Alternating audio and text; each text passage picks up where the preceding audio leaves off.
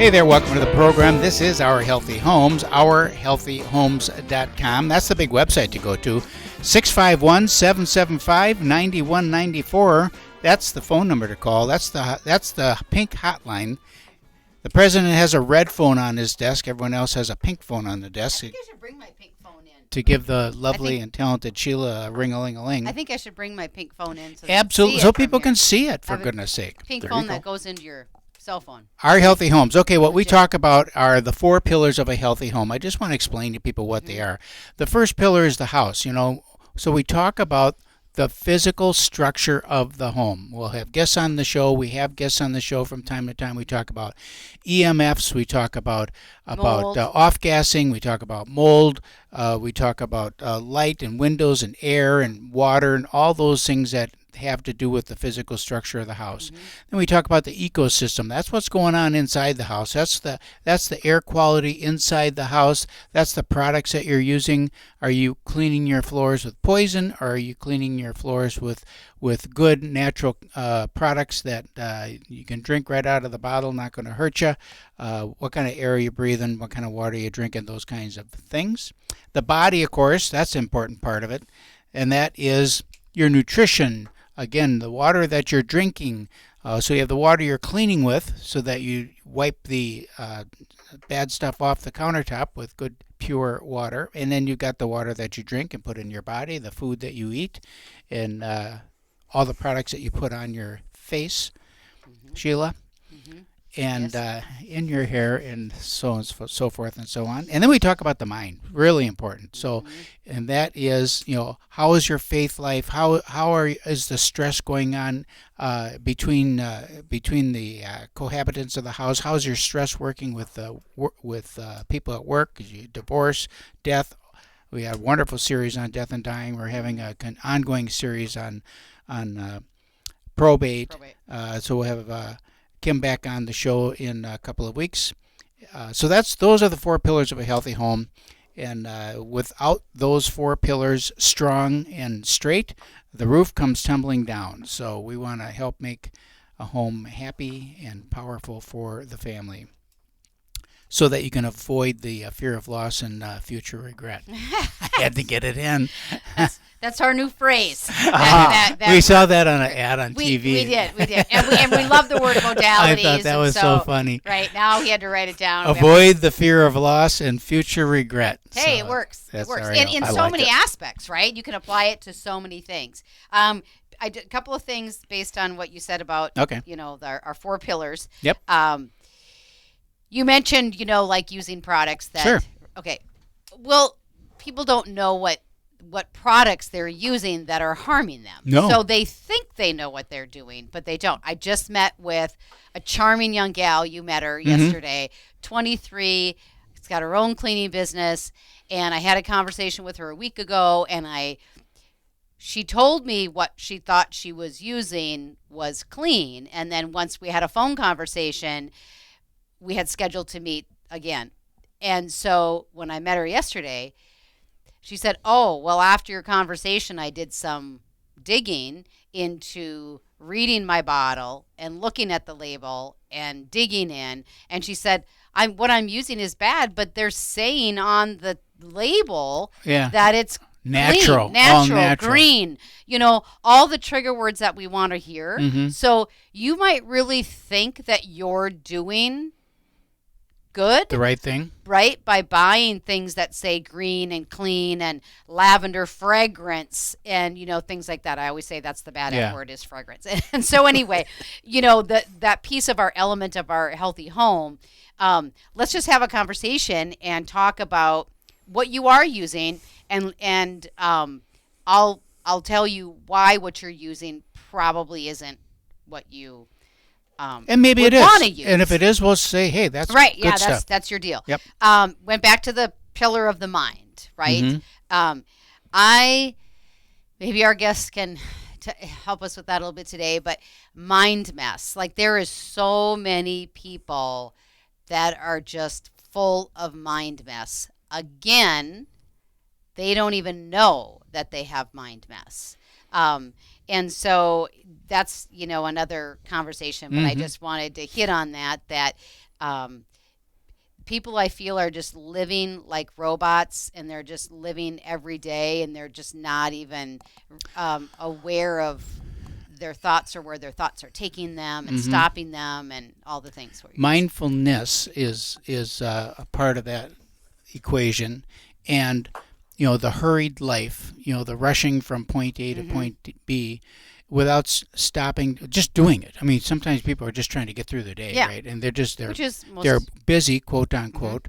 But what we found is that many times you're busy doing things that aren't worth doing, and so it takes up space where you could be more thoughtful and be more effective if you focused on a few things rather than trying to be, involved in everything. You don't need to be involved in everything. It is better to be accomplished at one or two things than to be not very good at 10 things, or not very involved, or what have you. And I think we're all guilty of it at some point in our life. Yeah, I do too, and I think it tends to you learn after a while. It's just that you find out that you're surface level on so much stuff, and that you're really not good at much. Yep.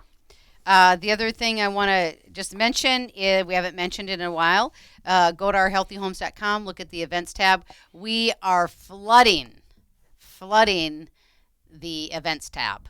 So we have got a lot coming up. Things have been changing. You've got a lot going on with, probate, and we've got a grief class coming up. We've got, lower your blood sugars naturally. We've got a lot of really good table talks, I call them, that are coming up. And so just check that and hit the register button and come and see us. Last weekend we had a great fun event. Detox foot baths, ear candling is always intriguing to people. And then, of course, the body scan, which is telling us what's going on with your body, and that's always fun to do.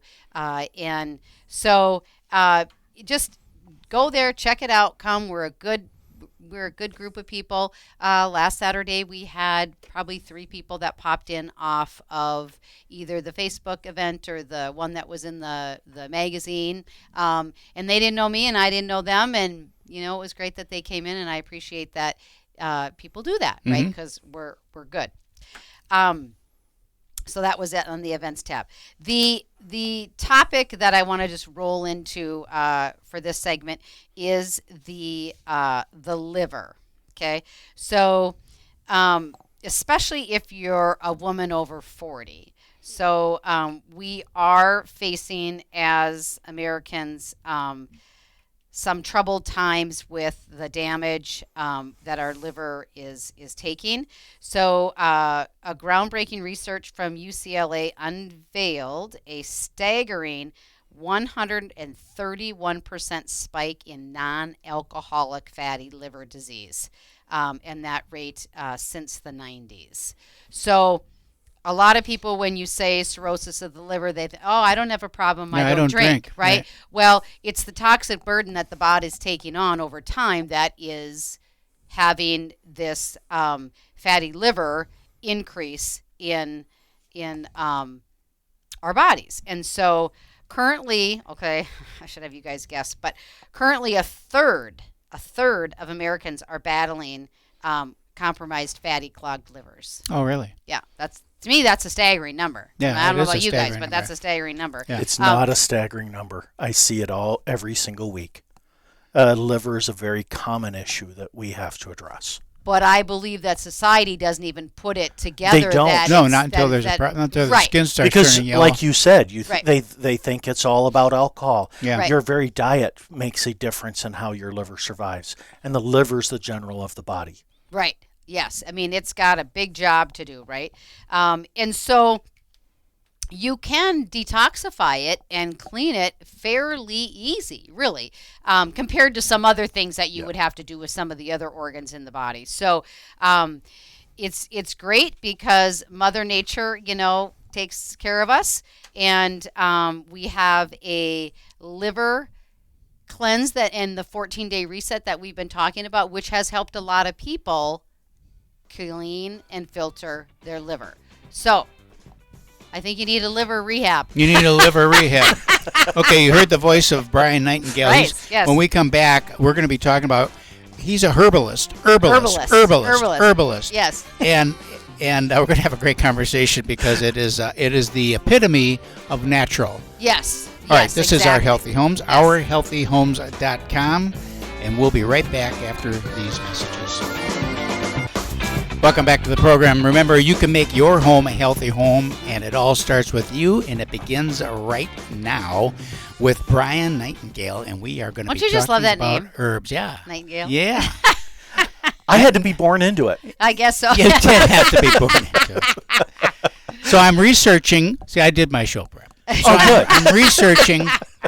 I don't know how I even got thinking about it. Aspirin.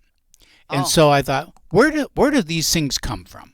Where does aspirin come from? So I did a little research on aspirin, and aspirin comes from the salicylic acid. Yes. Which is salix, is Latin for willow tree. It actually it comes from the bark of the willow tree. From the bark of the willow tree, and the Egyptians have been using it for 1,000 years. Yes. And then Bayer got involved, and they thought, hey, there's got to be some way we can make money on this deal. So they ground it up and made a powder for a very long time that they would distribute to doctors, MDs. You had to be a doctor to be able to slip it around, and then figured out how to make it in a pill form, and now everybody's got it. That if you're going to be marooned on a desert island and you could only have one drug to take with you, it would probably be aspirin. It'd be the one that you'd want to take with you because at least it's going to be We might differ on that. Well, maybe you're going to take something else, but you can only take one. I'm pretty sure you're going to say an essential oil. Yeah, I'm going to say frankincense. Only one, though. I'm going to say frankincense is an awesome one. I'm going to take myself. But here's something that's funny. So the EPA has it listed as a toxic experimental pterigor. They have what listed? The aspirin. Aspirin. Yes. A toxic, not the willow tree, but the aspirin. What kills me is, and a pterigor would basically mean that it's not good for infants and young kids. That category of stuff. Well, we have Bayer for kids. But the point of it is that's what not the kills point. me is experimental. Yeah. They label it as experimental. It's been around for 4,000 years, but it's experimental. Right, CYA. But medically, it's only been under 100 years. Medically, it's only been you're right. That's so how it's long it's been experimental. since that Bayer's label on it. All right. Why herbs? What's the deal with herbs? Well, actually, let's stick with the aspirin comment. Wait. Go ahead. I want to know how you got to the That's herbs. a good question. Oh my gosh. Can we go back to the aspirin question for a minute? Okay, all right, we'll go back to the and aspirin. then I will. I promise I'll answer that. Okay. The difference between willow bark and aspirin is really what we're talking about when you're saying why herbs. Yeah. Okay, because it's the number of processes to get to what you're using. Okay. The more you process it down, the more you're taking something out and something away. Or putting something in there. Putting something in that is a synthetic that may not be in balance or natural. Okay. Which then brings me to her question of how did I get here? Yeah. Oh my gosh, it's a long story. But the short answer is I used to live in the Appalachian Mountains. Really? And I got to meet some mountain men. Mm-hmm. And they changed my life and my view on how I looked at things naturally. They were the true herbalist. Okay.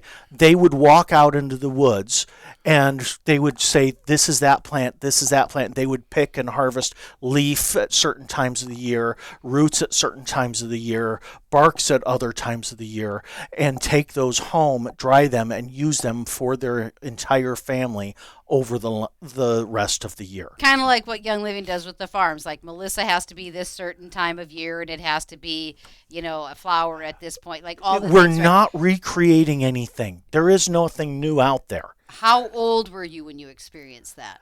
I was a teenager. Really? Wow. It's embarrassing to admit that it was that long ago. Okay. And that I'm more than 20 years old. But I am. Yeah, right. But so that long ago, and when I went out and was walking with them because they needed a young buck, and I'm sorry, they were walking and running those hills so much better than me. Right. What got you there? Like, why did you go there? To Appalachia. Because I liked one of their daughters. Aha. Ah. Girls are always the cause. Well, you got a point there. Can't argue with you there. Okay, so but it changed when they realized that when they were going home and going and using some of the stuff, and they said, we're going to use this way, and I said, you're using it wrong, and they said, what do you know? Yeah, really. Yeah, right. You young buck. Right, but I was right.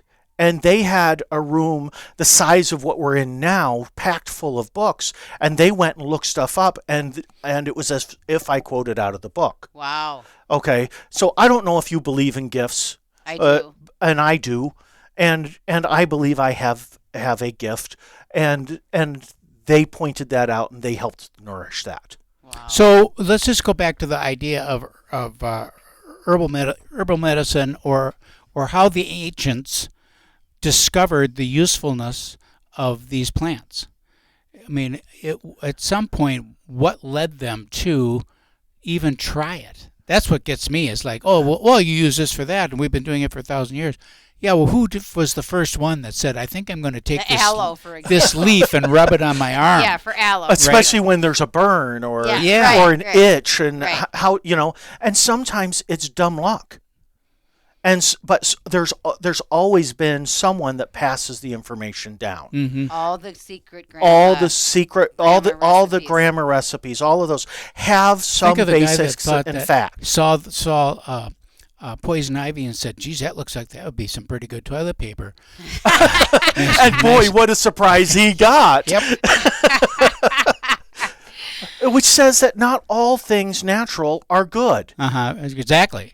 Well, I followed this medical doctor, MD, is a surgeon out of Australia, and he's a carnivore.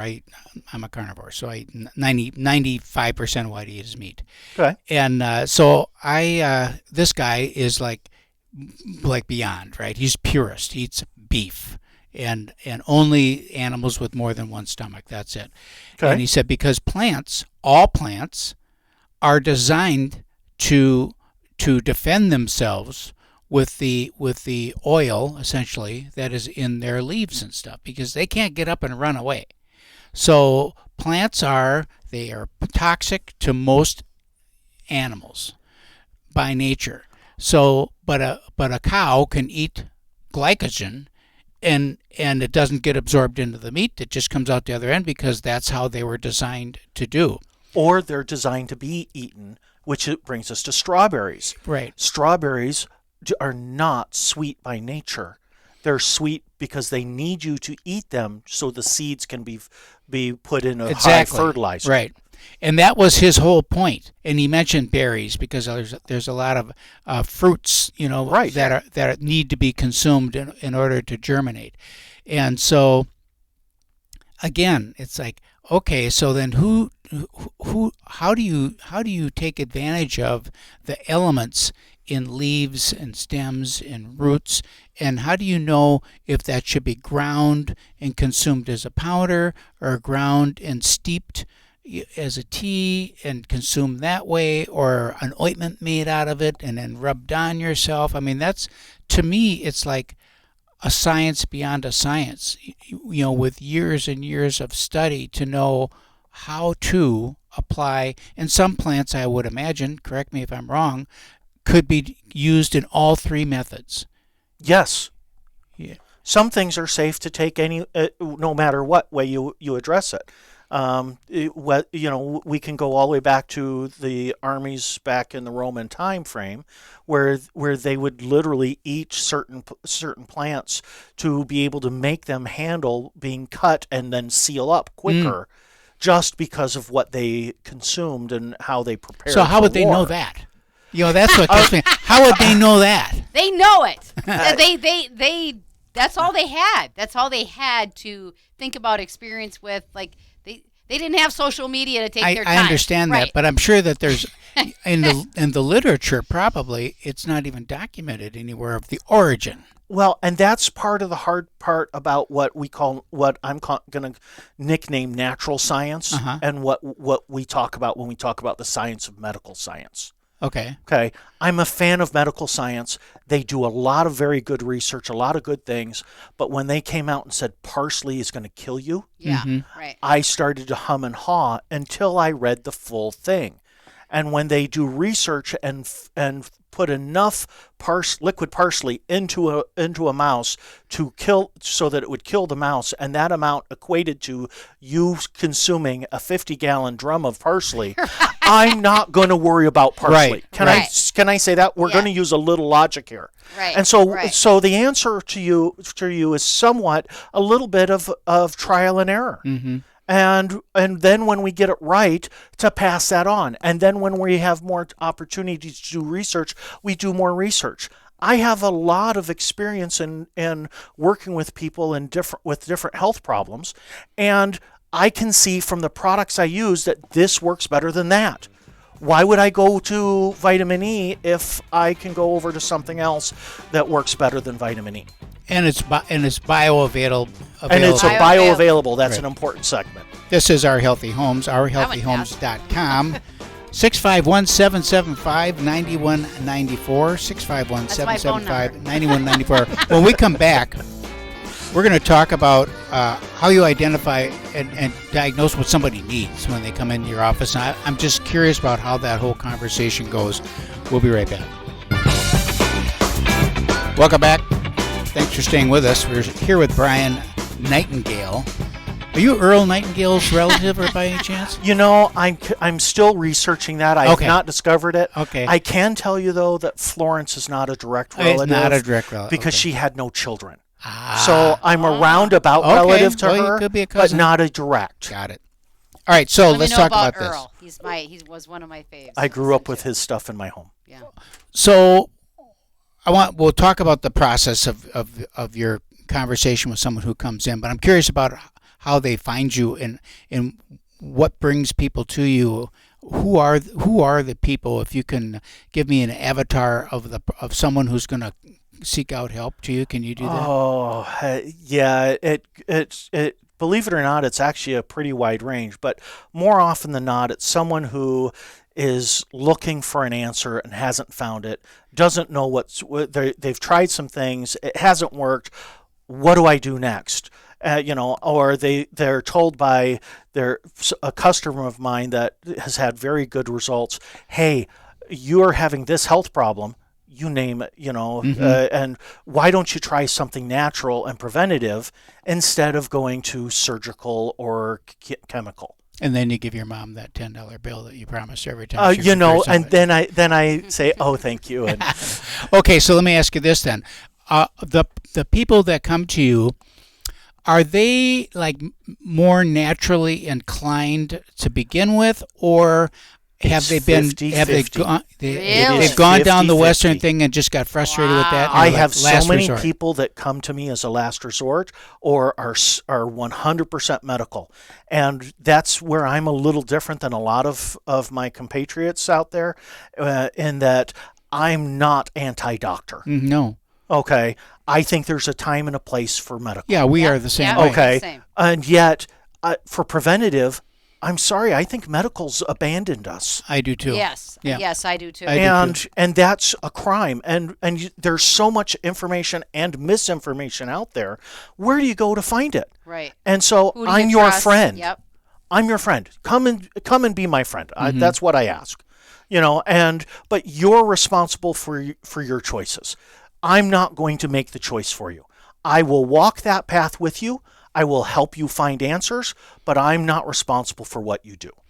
Do you find that many times the symptoms that people are trying to rid themselves of are unrelated to what they thought it was? I have a rash on my arm, and so do something for this rash, and you're looking at me and thinking, well, it isn't the rash.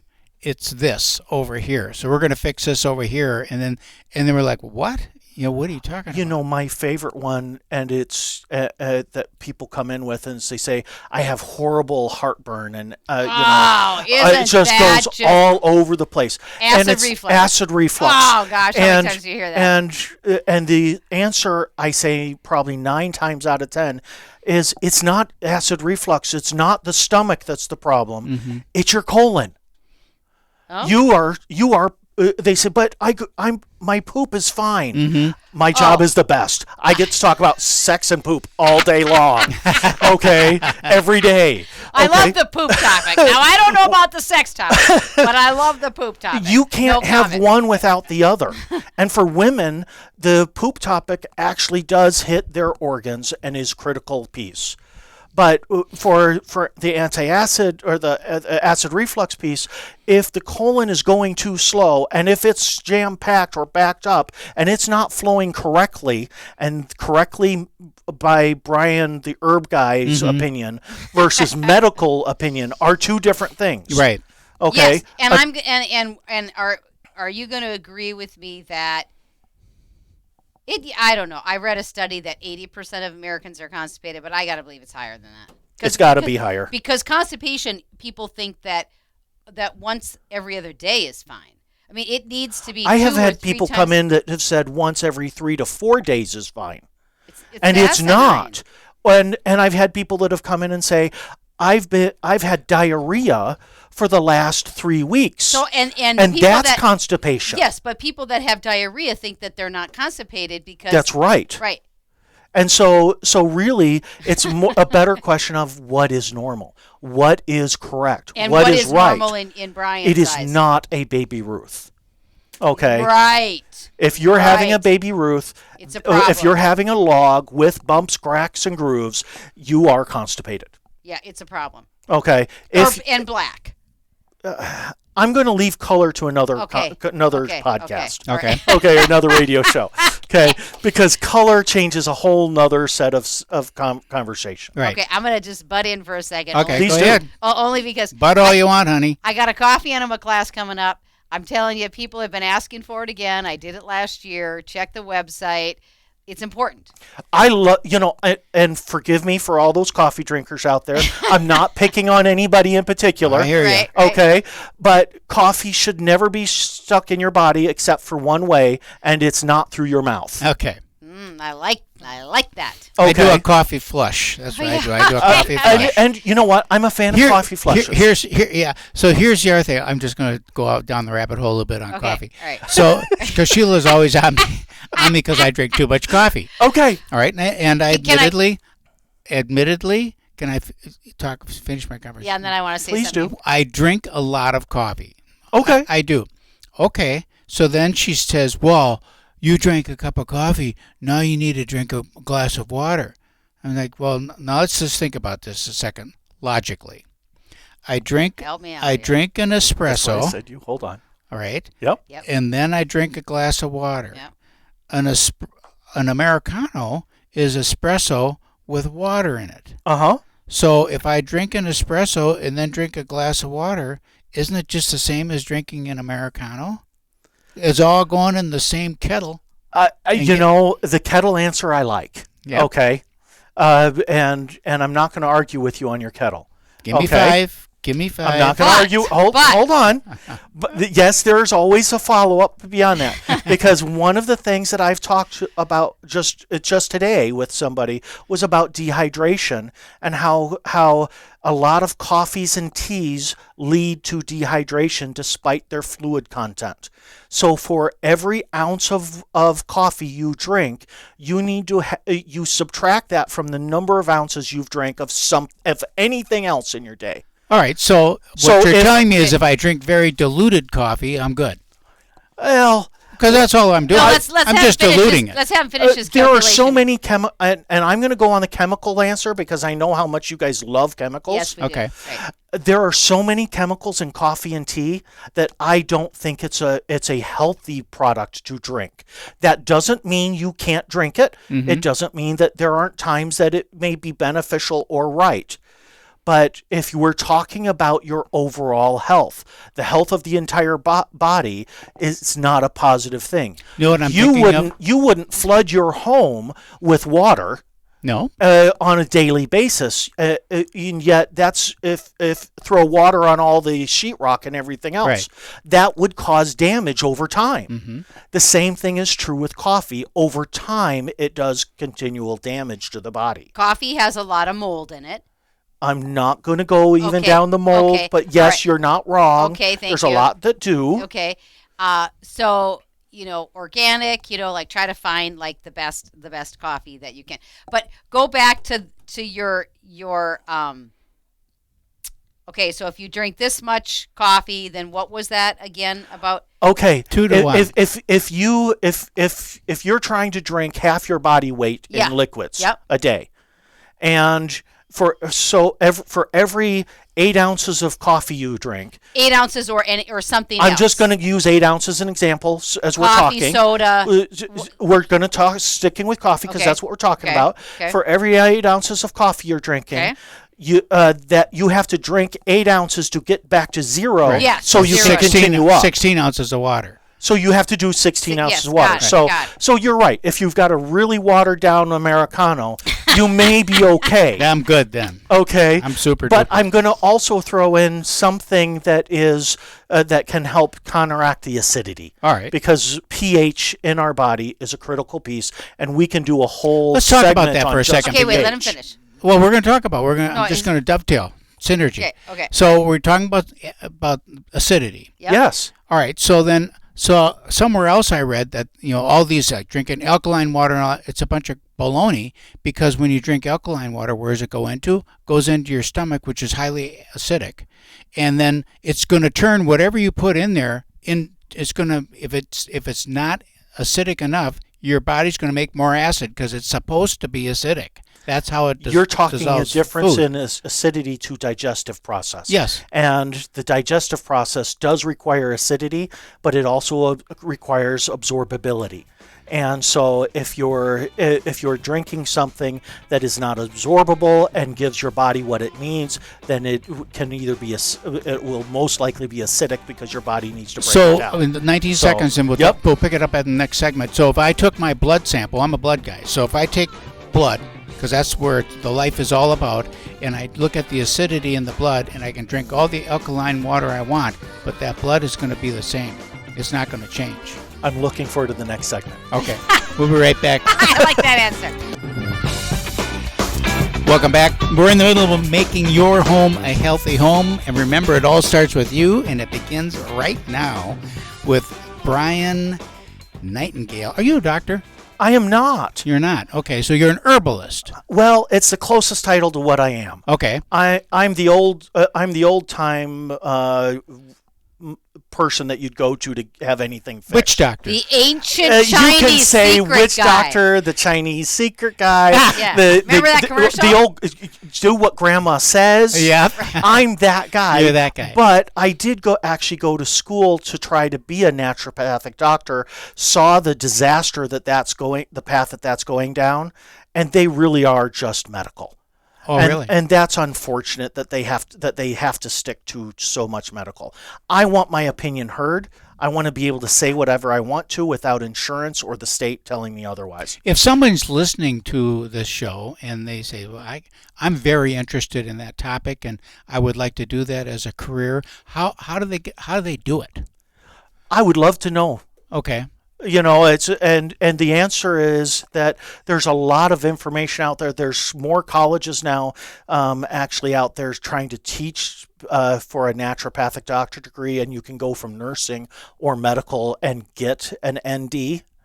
I'm talking about your field, but or as far as an herbal being guy, an herbalist. Believe it or not, traditionally it's been done through the places like the Young Living and some of the other companies out there that have a list of products, and they try to bring in doctors and people to teach, to talk about, and people that are experienced, or people like me that have quite honestly, I've got 40 years in this industry. Yeah. So I it's figure tribal learning. it is very much tribal learning. It's unfortunate, and there's a lot of books. I've got a whole room full of books that I've read and gone through, and out of those I may find 1 to 10 things that are great. The rest of it is a waste of paper. Have you thought of, because you got 40 years doing this, Right. have you thought of putting a curriculum together and teaching it? No, and please no. What happens to the next generation? Oh, please no. What happens when you kick the bucket because you didn't drink enough coffee? Oh, one of the things I've told people is when you come into my store, you're going to spend more time than you do typically in a doctor's office Yeah, I talking to would the agree. doctor. Mm-hmm. Okay, because I'm going to be doing more educating, because I don't want you to have to come to me for every little nick and bruise and Right. issue. I want you to have your answers and be able to have something that works for you, and you can do it on your own. If you can't do that, or if you have questions, please call me. Please come in. Please work with me, and we will find an answer for whatever the issue is. Do you find that people, a remedy that you recommend works for 10 people, but 2 or 3 of them it just does nothing, and now you got to do something different? Or how Western is when they patent something, it's got to be effective to the broad population. They're appealing to the broad population. It's got to have that effect. The answer here is the same as for the diet industry. Okay. Everybody is different. Okay. And what works for one person may not work for another because they are built and designed differently. Then And their traumas and their past experiences and their past intake of the past has so much to do with what their body has. What I see as frustrating often is someone will come in and say, I want this, and they were looking for one magic pill. Right, Yes, right, of yeah, course no, we There are. is Yeah. no such No, thing as there a magic isn't. pill. There Okay. isn't. There's a magic Right. bullet. You Yeah. shoot that, and you're done. and then you don't have to worry about it anymore. But Okay, so that's- this brings me back to that question I asked in the second segment. Then, describe to me then that process, because that I'm hearing that is a process that you have to go through somebody in kind of Investigating. unfolding and revealing what it is that you need to try to address. Right, and every person that walks in the door, we start with, making sure they know I'm not a doctor. Yeah, of course. Minnesota Statute Yep. 146A, all Right, those right, fun right. things. And then we start opening up. What are they there for? What things do they need to address? And then I try to balance what they want, they think they want, with what some basics are. We have to get the digestive tract taken care of, and the digestive tract starts here Right, the mouth. and ends down between your legs. Okay. Okay, So that's the entire digestive tract, and too many people only focus on the stomach. On the gut. Yes. Gut health. Yeah, leaky gut and all that. Yes, and sadly, what I call the old timers never got to explain leaky gut well. Leaky gut does not mean you have a 3 millimeter hole in your colon. Exactly. It just means that the wall is too thin and things are passing through too quickly or not filtering well enough, and therefore leaving the stuff you don't want in your body Able to get through. able to go out, and it's letting them get through. Okay. Okay, those are two different things. All right, so he says it starts in your mouth. So I'm visualizing chewing tobacco, and because that's something that a lot of people do, and the effect that has on their system. I mean, they chew tobacco, and we used to give tobacco to the animals too, the horses and stuff. So you chew tobacco for a reason, because of the way it affects your body and Right. the stimulants and all that stuff. So kind of walk that whole process through, not using tobacco obviously, but you said it starts in your mouth. So talk about that a little bit and explain that. Well, we first. I use a form of kinesiology. I'm not a medical doctor, therefore I have to call it muscle testing in Minnesota. Okay. Okay, and I use 2 fingers, and I use a modified bidigital O-ring method that has a lot of research done on it. Okay. And I use that with your body's meridian points to be able to find out what in your body is strong and weak.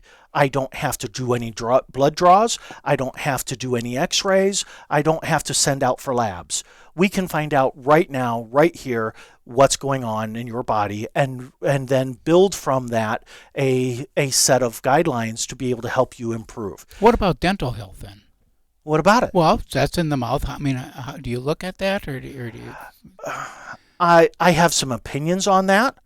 And I think that that just like the ear has all those points that show up in the body, we also have those in the mouth and the gums. Okay. And your teeth and your bones are a repository, a reserve for your body's calcium.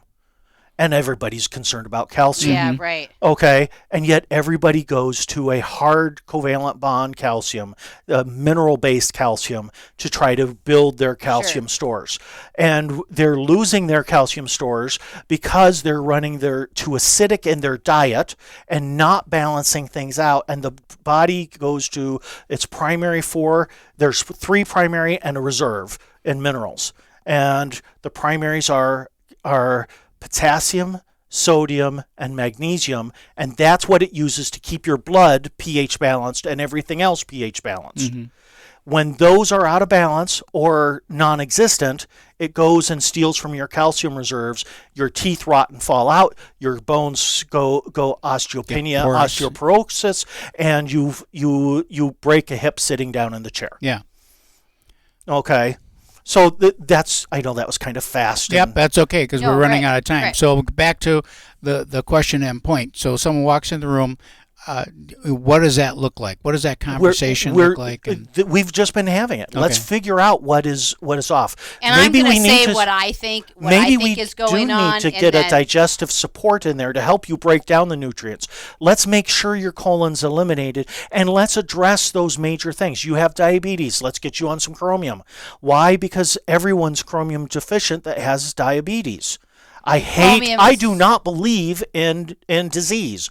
That's part of what makes me an herbalist under that title, is that label is just a label, in my opinion. Right. It is not an illness. It's just a series of symptoms that say I need this. And chromium. And it's just about flags for me. Right. What are your flags? Let's address those flags and fix the core.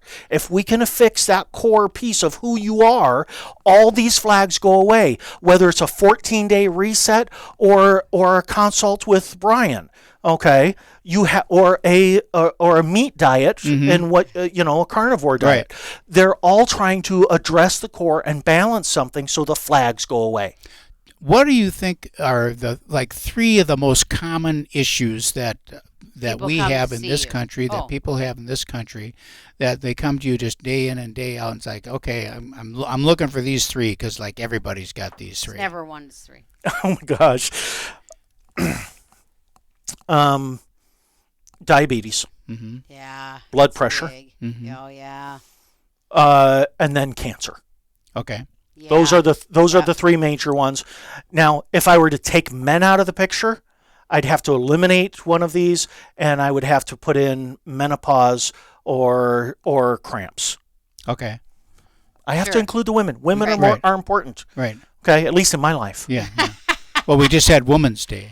Well, see, there you go. Yeah, I'm waiting for Men's Day. I'm a fan. Is there Men's Day? Do we get a Men's Day, or is it? I don't know, but there was an immune system day on Monday. Is that right? Okay. An immune system's important. Yes. And we can't ignore that. And when people come in, if we keep on going down the list, we're going to hit allergies. Yes. And my store was created from doing allergies. You'd literally come in and say, I have this allergy. Okay, let me look it up on my chart. I need to look at these 3 herbs. These 3 herbs rebalance your system for the allergy flag. Okay. And once that allergy flag is identified and we balance that out, the flag goes away. You no longer have the allergy. So many people are taking the over-the-counter allergy medications, pills, whatever. And it could be that they just need to figure out. They're just out of balance. Right. That's all. Yep. This is Our Healthy Homes, the 4 pillars of a healthy home. You can make your home a healthy home, and it all starts with you, and it begins right now. We'll see you next week. But when he calls me sugar, I love that man with all my might. Sugar in the morning, sugar in the afternoon.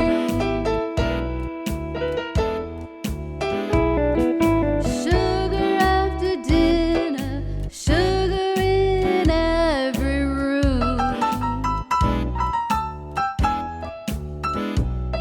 He says I'm sweet as I can be. When he calls me that name, it does things to me. I tell him, honey, you can call me sugar.